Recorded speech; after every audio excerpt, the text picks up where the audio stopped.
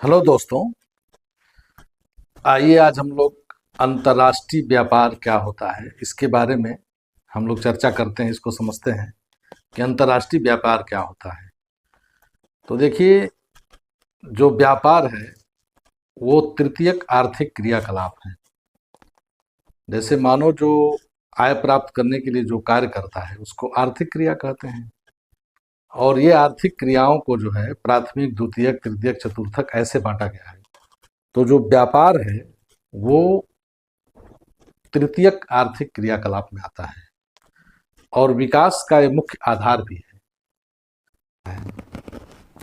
अब यह व्यापार दो तरह का हो सकता है।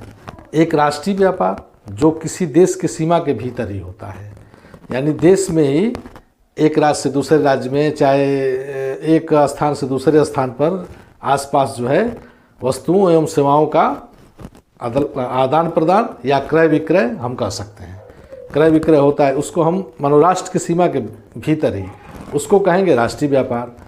और जब राष्ट्र की सीमा से बाहर, यानी एक राष्ट्र जो है अपने सीमा से बाहर के किसी राष्ट्र से या राष्ट्रों से जब वस्तुओं एवं सेवाओं का क्रय विक्रय करता है या आयात निर्यात, वहाँ शब्द उपयोग होता है, अगर आयात निर्यात करता है या आदान प्रदान भी हम कह सकते हैं कि आदान प्रदान सामानों का होता है, तो उसको हम अंतर्राष्ट्रीय व्यापार कहते हैं। यानी अंतर्राष्ट्रीय व्यापार में दो या दो से अधिक राष्ट्र आपस में जब वस्तुओं एवं सेवाओं का क्रय विक्रय, आयात निर्यात जब करते हैं तब उसको हम अंतर्राष्ट्रीय व्यापार कहते हैं।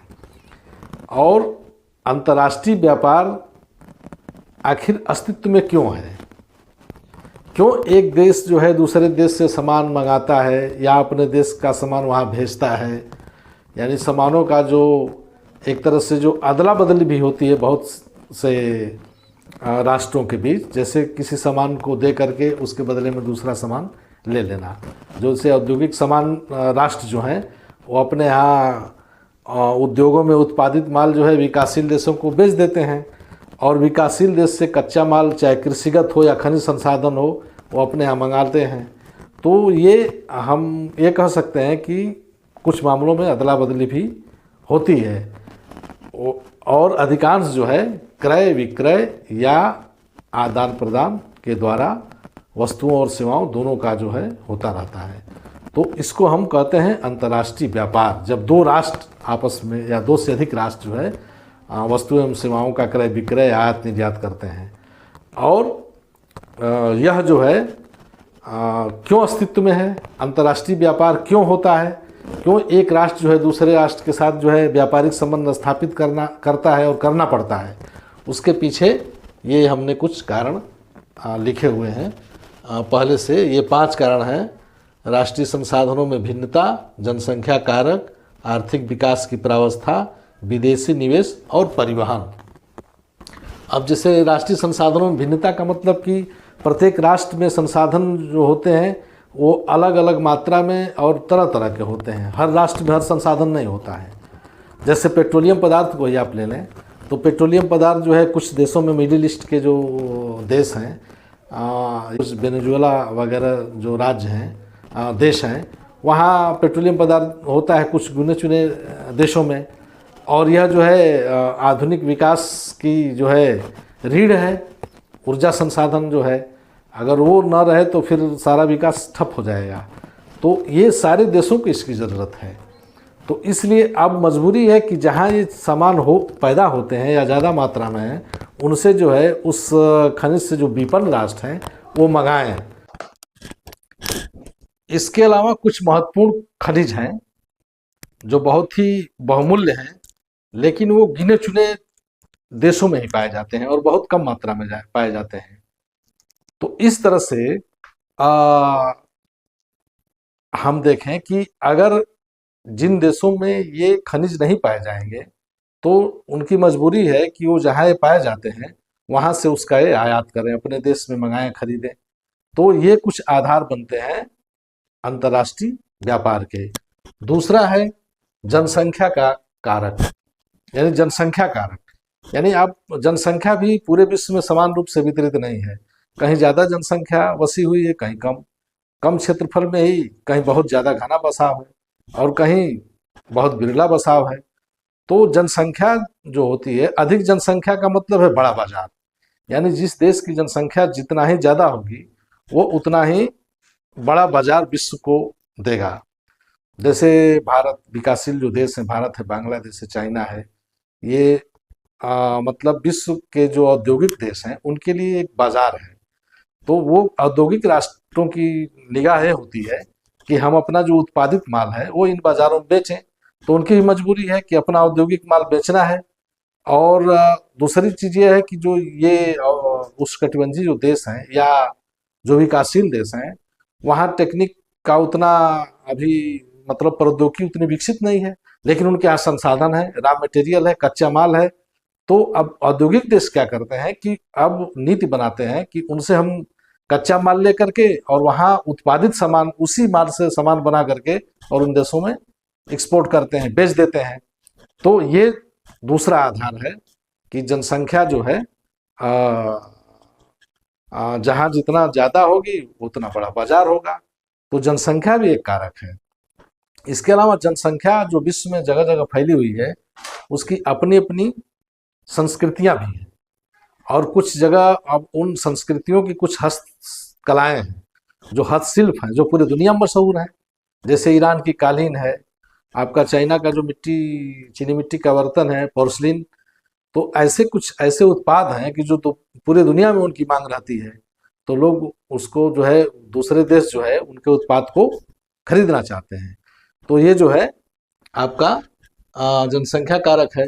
आर्थिक विकास की प्रावस्था एक कारक ये भी है कि किसी देश का आर्थिक विकास कैसा है, क्या वो औद्योगिक है, क्या औद्योगिक राष्ट्र है, वो उसका विकास जो है कि काफ़ी हो चुका है या अभी विकासशील है, कृषि प्रधान है। तो उस हिसाब से भी उसका आयात और निर्यात उस राष्ट्र का जो है निर्भर करता है कि वह कौन सा चीज़ जो है बेचेगा और कौन सा चीज़ खरीदेगा। और चौथा है विदेशी निवेश। यानी जो विकासशील देश हैं या जो जहाँ की टेक्निक अभी विकसित नहीं है, जिन जहाँ की टेक्नोलॉजी जो है या तकनीकी विकास जो है, प्रौद्योगिकी विकास हम कह लें, जहाँ अभी काफ़ी नहीं हुआ है, तो उन देशों में क्या है कि जो विकसित राष्ट्र हैं, जिनकी हाई उच्च क्वालिटी की प्रौद्योगिकी है, तो वो वहाँ जो है निवेश करके, विकासशील देशों में निवेश करके और उनकी मदद करते हैं। इससे जो है ये भी एक अंतर्राष्ट्रीय व्यापार का आधार है। उसमें एक जैसे मान लीजिए जो विकासशील देश हैं जहाँ तकनीक का अभाव है, तो वहाँ जैसे कोई डैम बनाना हो, नदी पर बांध बनाना हो, वहाँ तकनीकी नहीं है, या कोई भारी मशीनरी उद्योग लगाना हो, या समझे कि जो प्रवेधन करके मिट्टी के नीचे से खनिज तेल निकालना हो, अपतटीय क्षेत्रों से जो है पेट्रोलियम पदार्थ निकालना हो, तो ऐसे में जो विकसित राष्ट्र हैं, जो प्रौद्योगिकी प्रधान राष्ट्र हैं, वो विकासशील देशों में निवेश करते हैं इन कार्यों के बदले में। औद्योगिक राष्ट्र जो है खाद्य पदार्थ और खनिजों का आयात सुनिश्चित करते हैं अपने देश के लिए, तथा अपने यहाँ उत्पादित माल जो है के लिए मार्केट भी वो बना लेते हैं, क्योंकि वहाँ वो निवेश कर चुके हैं उस देश में, और उस निवेश के बदले जो है अपने यहाँ आयात के लिए, जैसे खनिज पदार्थ उनके पास नहीं है, या जो है कृषि उत्पाद के जो पदार्थ हैं उनको वो अपने आयात करते हैं और उनको मार्केट भी मिल जाता है। तो ये जो है ये भी एक महत्वपूर्ण जो है अंतर्राष्ट्रीय व्यापार का आधार है। और सबसे अंतिम जो है वो परिवहन है।